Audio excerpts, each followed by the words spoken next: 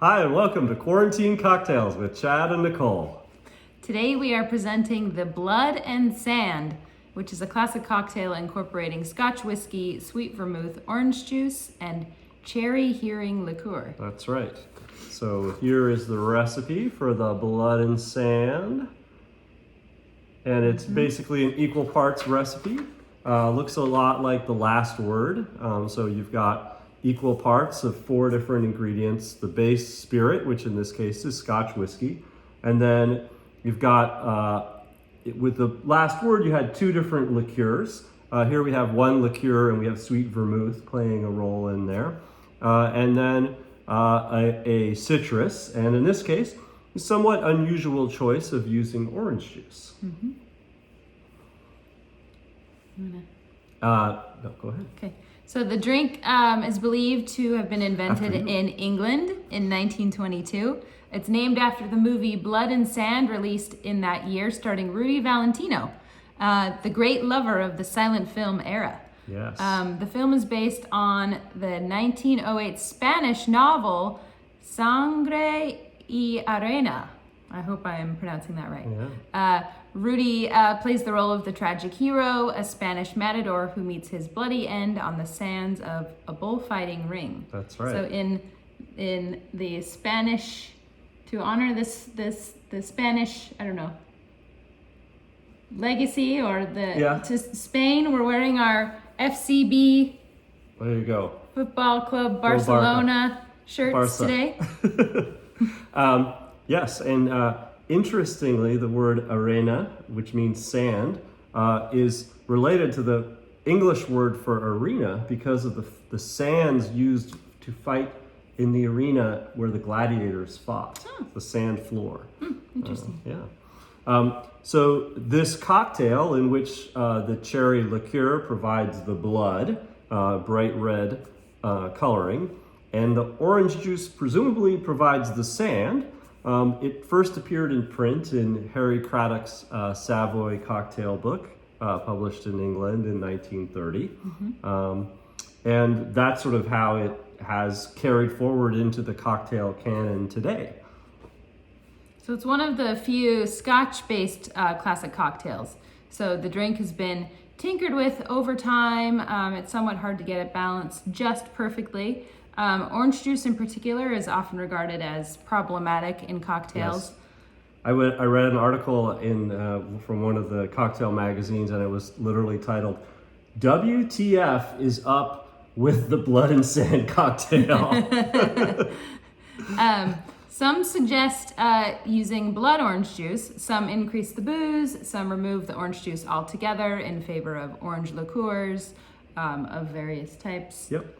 But we think it can turn out pretty well still if you use fresh squeezed orange juice, of course, and shake vigorously to get the right amount of texturizing and also dilution. And we're also careful to select our vermouth to be not on the far sweet end of sweet vermouths, and that also tends to help. What about Scotch? For Scotch, you want something that's not necessarily super smoky, although for this version we went to actually add in a little bit of smoke by adding in some Ardbeg, and we think I think it tastes good, but you can be the judge. I think we've discussed Scotch and vermouth quite a bit throughout our sessions, but we are using a new ingredient today called cherry hearing. Yes. Cherry hearing liqueur is a Danish product, and it dates back to about 1818. It's produced by soaking crushed cherries in a blend of spices in grain spirits, and then maturing in casks for up to about 5 years, with sugar added along the way. It's probably best known for its appearance in the original Singapore Sling, where it's sort of responsible for that reddish hue of the drink. Yeah. Cherry hearing is sometimes used in place of cherry brandy in recipes, although it is not a brandy, it is a liqueur. And it's also sometimes called Peter Hearing because that's the name of the company. The company, and Peter Hearing was the inventor. He was ran an apothecary back in the early 1800s in Denmark, and he founded the Peter Heering Company in order to productize his then called cherry cordial. So, yeah. Did you want to show how you're switching it up? Yeah, so this is our version of the Blood and Sand, which we're calling the Scottish Bullfight. We're following the basic proportions of the drink, notably using the Kochi Vermouth di Torino, which is has a little bit more of a bitter palate note, as opposed to, say, the Carpano Antica that we often use, which has a sweeter and vanilla profile to it. And that helps with the balancing against the sweetness of the Heering. And then we're incorporating just a half teaspoon per serving of the Ardbeg to give that Islay peatiness that Nicole is a big fan of, and I enjoy it, but you particularly love it. So we're incorporating that. Great. So let's get going. Great. So this is a shaken drink because it's got the citrus in it in particular, and so Nicole will juice up some of the orange. I will start putting the other ingredients into the shaker. So here is the Heering liqueur, and it really is this quite a rich, deep red color. Does it smell overwhelmingly It's pretty sweet? It's pretty cherry. Yeah, it's yeah. pretty strong and quite sweet. It does have some nice spice notes to it, so it's got some other like cinnamon, clovey notes as well. But the cherry is definitely the most prominent, and I'm going to put in 1.5 ounces because I'm doing a double portion. I can't mess this up this week because of that, which is nice. Is this enough? I think that should be enough. Yeah, we just have to fill one of these. So here is the Kochi Vermouth di Torino. It should be available pretty broadly at this point. And it's quite a nice, kind of different profile again from some of the other sweet vermouths that are out there. We've got our orange juice. Let's see if I'll get the ice. Yes, and remember we are squeezing our juice, and we're not straining it on the way in. We will strain on the way out. Oh, we actually might need a little bit more. Okay. You can. And how long do you shake it? Is it shaken a little longer or just shaken more vigorously? Well, the mechanism that we're going to shake it longer, in part to get the full dilution and to really texturize it. So we're going to go vigorously for a while. One of the write-ups we read about this was saying you needed to really work up a sweat. So we'll see.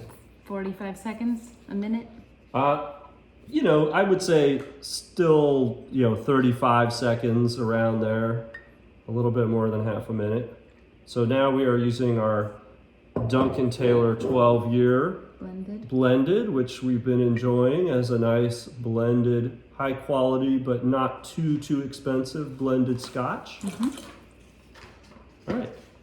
And then to give it that extra little bit of peatiness, we are going to dig into our Ardbeg single malt. Just a teaspoon, so we save the rest of that for our neat drinking. And we don't need saline? We should actually drop a couple drops of saline. Thank you for the reminder. We add saline. It's citrus, but it's not a tart citrus like lemon, so. Yeah, but it's still, sometimes the orange can still kind of be bitterly, go a little bitter. So we'll still put in a few drops of our saline. Okay. And now we are ready to go. We've got our ingredients in our shaker. Put it in your fancy elevated craft shaker. I am going to do that, yeah. It's got the screw top, so it's a little safer. I've had a few shaking accidents in the past, so. And then we will go ahead and give that a good vigorous shake. While it's shaking, I'll share this again. The recipe. Try to get some real texturizing in there.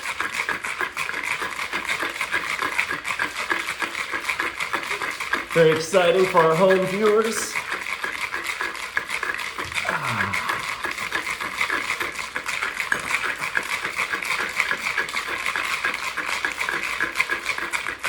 All right. Those muscles. That's right. All right, let's see. All right. Is it I gonna think be that is good. pinkish? It should have a little bit of a pinkish hue. Yeah, kind of.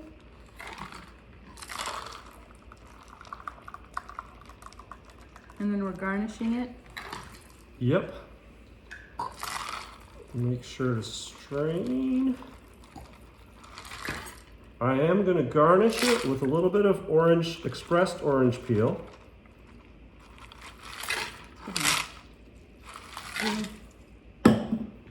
Didn't get a very even pour here, so I will. There we go. Oh yeah, I can smell the Ardbeg. A little goes a long way. Absolutely. Here's your orange peel. We're going to, so let's hold it up. We will express, Oh yeah, kind of, you can see it. could see the oils coming off that time. That's nice. And try it with this one Yeah, too. see if we can do that again. I don't know if you can see that at all. Probably not for the home viewer, but maybe our close-up video. It's not going in it. It's just going on top. Yeah, I think just to give it the nose. Okay. And then to add a little bit of grit for the sand and a little bit further spice, perhaps for the Christmas season, I'm also going to grate a little nutmeg over the top of it.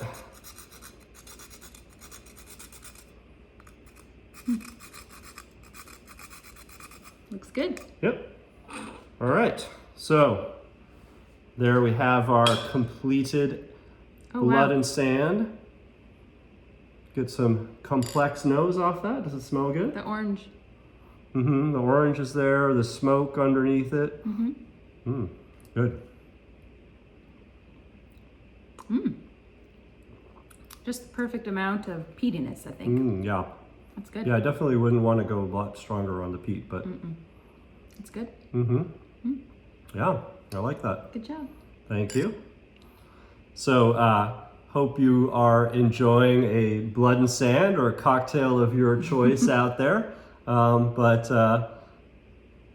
do we say? Olé or something. I don't know. Salut. Cheers.